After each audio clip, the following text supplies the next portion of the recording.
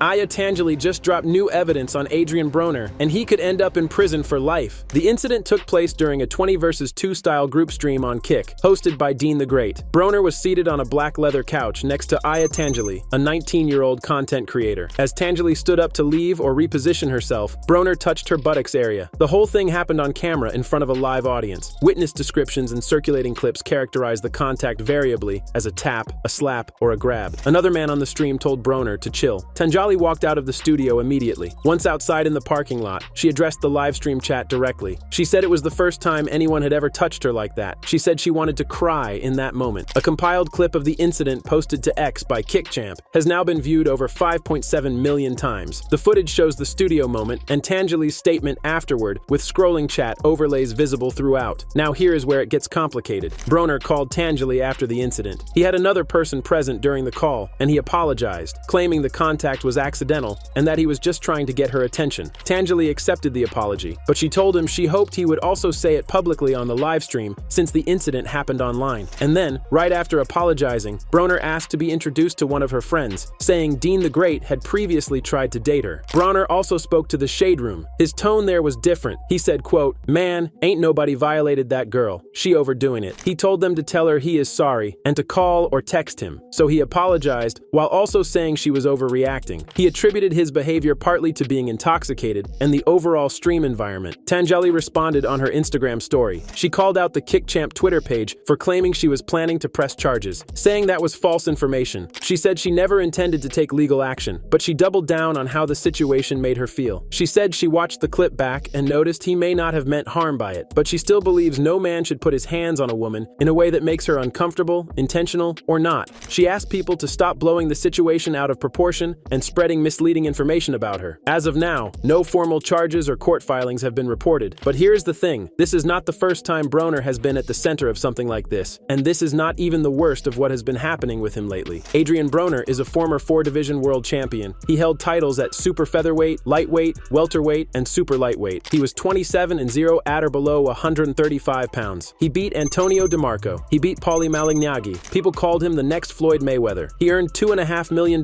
for his fight against Manny Pacquiao in 2019. And then it all started falling apart. Above 135 pounds, his record dropped to 8 wins, 5 losses, and 1 draw. Over the last 8 years, he has won just 2 fights across 8 bouts. His last fight was a loss to Blair Cobbs in June 2024 by unanimous decision, where he was dropped by a left hand in the second round. He declared bankruptcy in 2021. He has publicly admitted he is broke. And in recent months, Broner has been showing up on live streams with Dean the Great in moments that have people in the boxing community genuinely concerned. A video from April surfaced showing Broner asking a cameraman for money to get an Uber ride. In Las Vegas, he was physically prevented from getting behind the wheel after a long night out, then squared up to multiple men in a parking lot before backing down. He posted Instagram videos in tears, with one clip showing him struggling to remember all of his children's names. He shaved his beard in exchange for one of Dean the Great's chains on camera. A woman rejected his kiss on a separate stream, and he responded with insults. He was kicked off Cameron and Mace's podcast. He was filmed in a confrontation with restaurant staff and police over an unpaid $2,200 bar tab. People in boxing are no longer laughing at this. Boxing media has started asking whether Broner needs real help rather than another comeback attempt. Former champion Andre Berto raised concerns about Broner's lifestyle, warning that constant streaming, nightlife, and public controversies could interfere with any return to competitive boxing. And now this. A 36-year-old former champion touching a 19-year-old content creator on a live broadcast in front of millions. That is where Adrien Broner stands today. That is the story.